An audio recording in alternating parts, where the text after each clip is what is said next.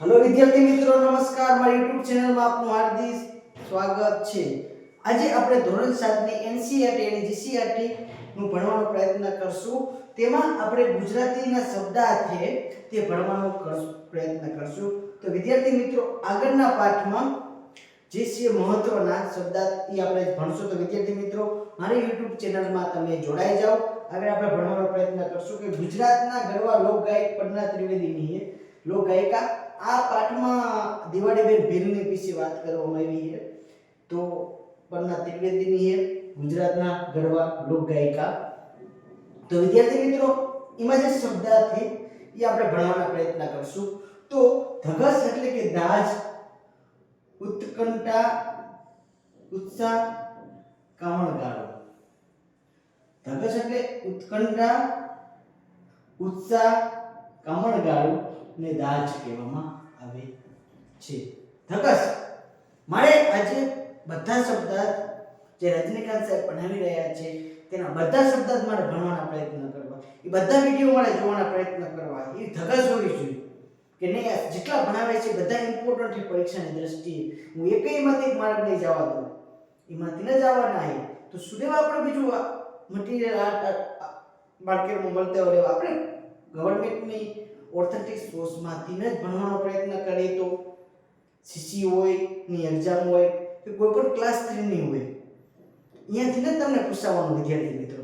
તો આપણે ધગસ એટલે કે ધગસ મારે કંઈક કરવું છે, મારે ગવર્નમેન્ટ નોકરી લેવી છે, ધગસ હોવી જોઈએ। ધગસ એટલે કે દાજ, ઉત્કંઠા, ઉત્સાહ, કામણગાળો। કામણગાળો પાનેતર વિદ્યાર્થી મિત્રો, કન્યાને પરણતી વખતે પહેરવાનું ધોળું વસ્ત્ર એને પાનેતર કહેવામાં આવે છે। વિદ્યાર્થી મિત્રો, શબ્દ સમૂહ માટે એક શબ્દ સમૂહમાં પૂછાઈ શકે કે પાનેતર। કન્યાને પરણતી વખતે પહેરવાનું ધોળું વસ્ત્ર એટલે પાનેતર, બરોબર। આરાધના એટલે કે પૂજા એટલે સેવા। હું આજે શિવરાત્રી છે તો હું મહાદેવની આરાધના કરું છું કે હું મહેનત કરું, મને સફળતા અપાવે। તો આરાધના એટલે કે પૂજા અથવા સેવા, ભગવાન પ્રત્યેની આરાધના અને આરાધના કહેવામાં આવે છે, પૂજા અથવા સેવા। નૈસર્ગિક વિદ્યાર્થી મિત્રો, મોસ્ટ આઈએમપી નૈસર્ગિક। નૈસર્ગિક એટલે કે કુદરતી, એને નૈસર્ગિક કહેવામાં આવે છે। પ્રતિભા એટલે કે કાંતિ, ને પ્રતિભા કહેવામાં આવે છે, કાંતિ। બીજું કે પુરસ્કાર એટલે કે ઇનામ, એના સિવાય આપણે ભણી છે ભેટ, બક્ષિસ, આ બધા પુરસ્કાર જ કહેવામાં આવે છે, ભેટ, ઇનામ, બક્ષિસ।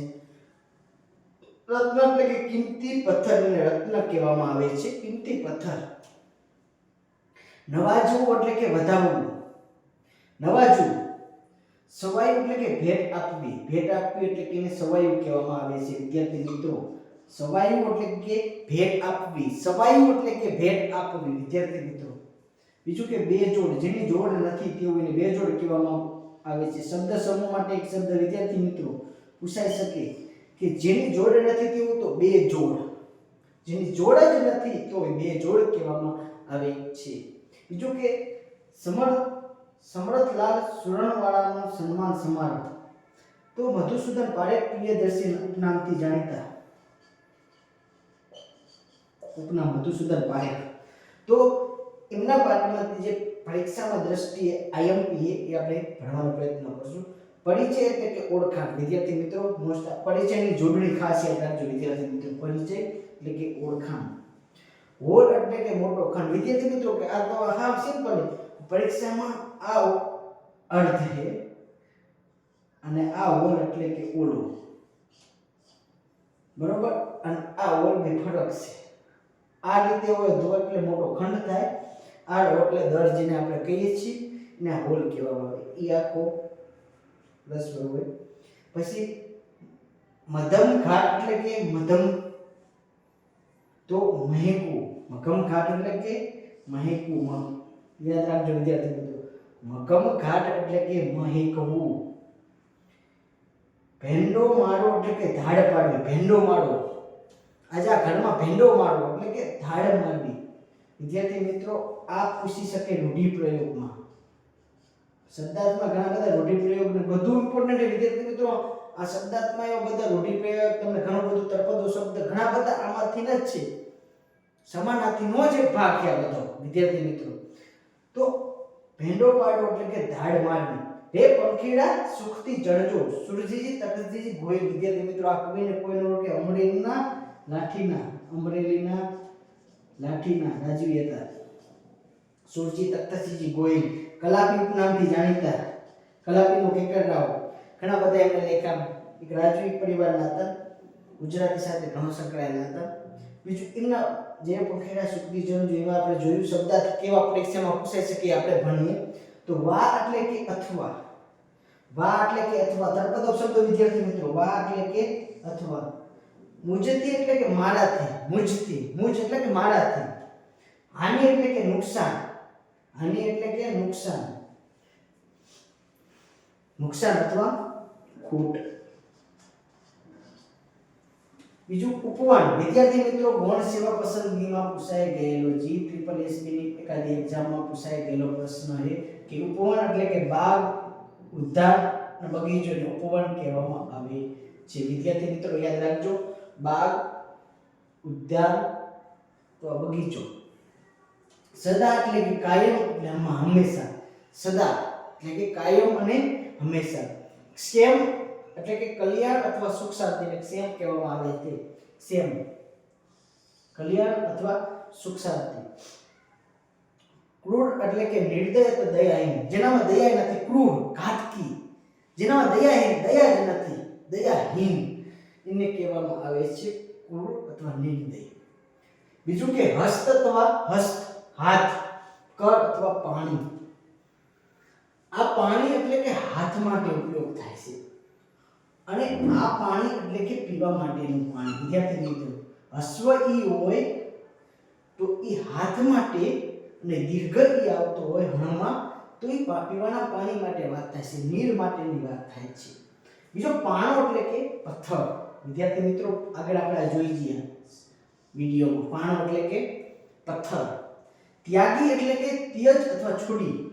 ત્યાગી બધું વૈરાગ્ય સંસાર છોડી દઈને ત્યાગી કહેવામાં આવે છે. એટલે કે ત્યજ અથવા કે છોડી દેવું ત્યાગી કહેવામાં આવે છે.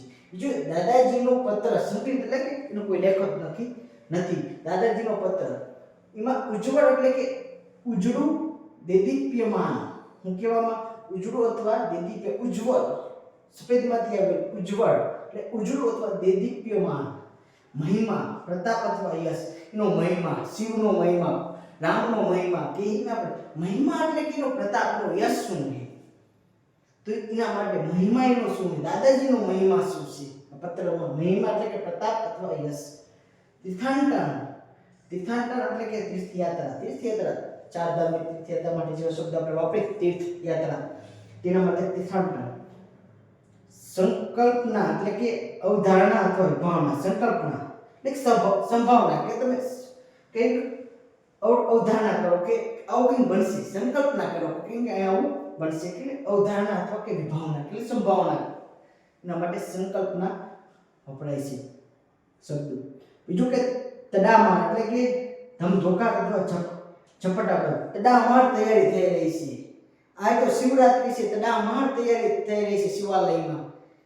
તો તડામાર એટલે કે ધમધોકાર તૈયારી થઈ રહી. ધમધોકાર અથવા ઝપટાબંધ એટલે તડામાર કહેવામાં આવે છે. વિદ્યાર્થી મિત્રો બીજો પાઠ કે અંતિમ પ્રયાસ. સંકલિત છે, એનો કોઈ લેખક નથી. અંતિમ પ્રયાસ એને આપણે શબ્દ જોઈશું. નિરાધાર જેનો આધાર વગરનું, એનો કોઈ આધાર જ નથી, એકલું જ છે. નિરાધાર એકલો ઊભો હોય એને કહેવાય કે આધાર વગરનું એટલે કે નિરાધાર. જેનો કોઈ આધાર નથી એટલે કે આધાર વગરનું એને કહેવામાં આવે નિરાધાર. શબ્દ સમૂહ માટે પૂછાઈ શકે વિદ્યાર્થી મિત્રો કે આધાર વગરનું એને શું કહેવામાં આવે છે કે નિરાધાર. બીજો કે જનાર્દન એટલે કે કૃષ્ણનું એક નામ છે વિષ્ણુ, એને જનાર્દન કહેવામાં આવે છે. જનાર્દન યાદ રાખજો. કુકર્મો એટલે કે ખરાબ કામો. ખરાબ કામો એટલે કુકર્મો. જ્યારે સુકર્મો એટલે કે સારા કામો.